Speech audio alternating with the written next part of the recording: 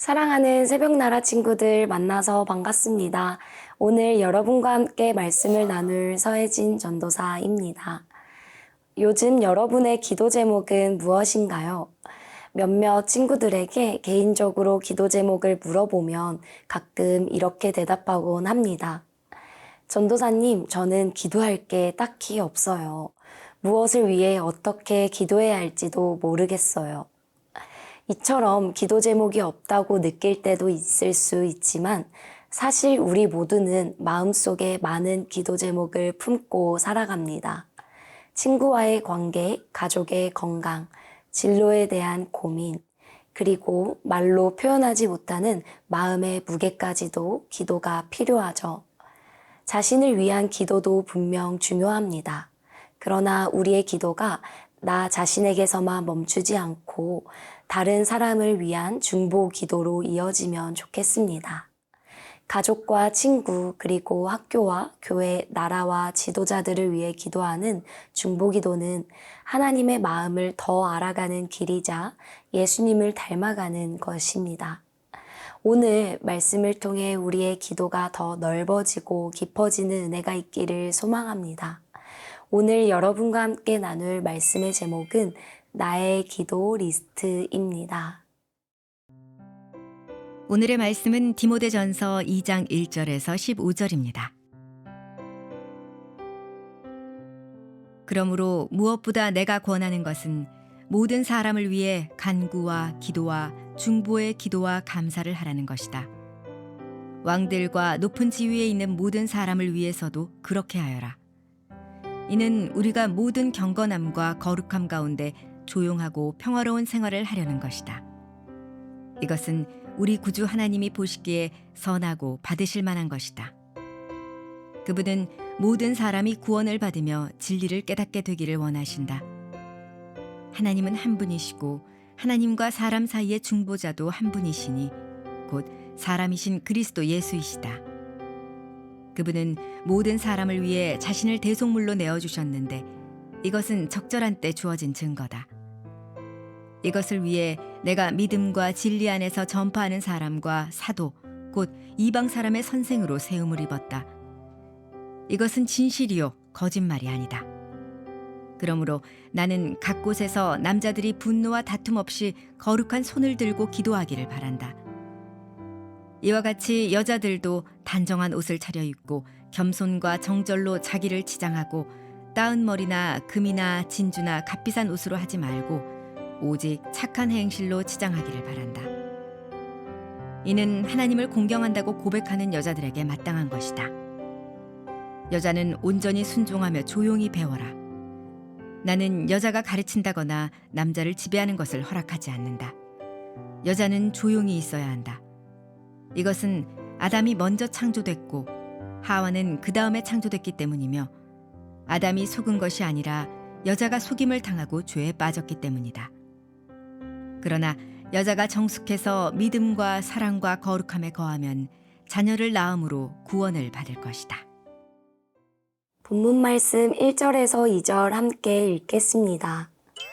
그러므로 무엇보다 내가 권하는 것은 모든 사람을 위해 간구와 기도와 중보의 기도와 감사를 하라는 것이다. 왕들과 높은 지위에 있는 모든 사람을 위해서도 그렇게 하여라.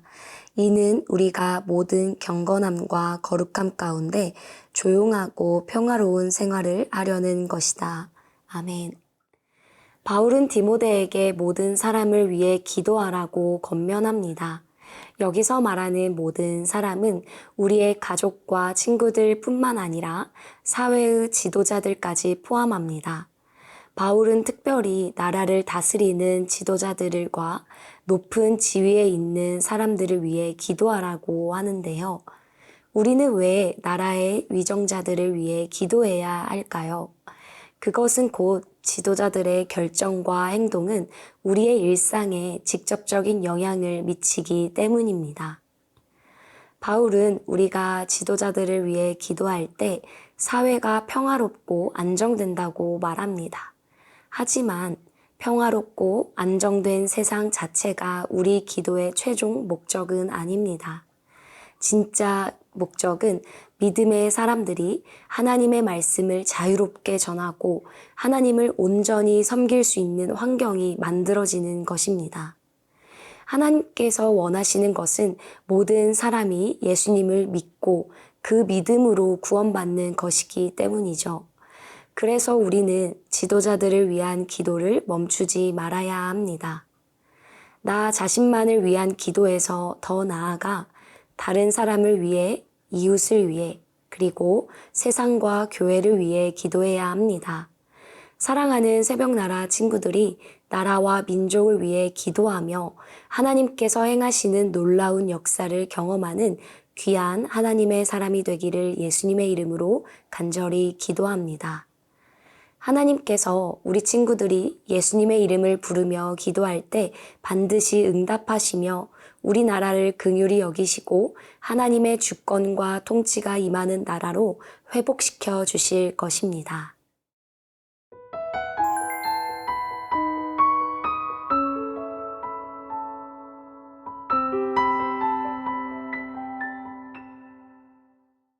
본문 말씀 8절에서 10절입니다.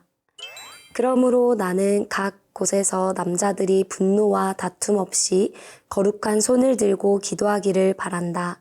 이와 같이 여자들도 단정한 옷을 차려입고 겸손과 정절로 자기를 치장하고 따은 머리나 금이나 진주나 값비싼 옷으로 하지 말고 오직 착한 행실로 치장하기를 바란다. 이는 하나님을 공경한다고 고백하는 여자들에게 마땅한 것이다. 아멘.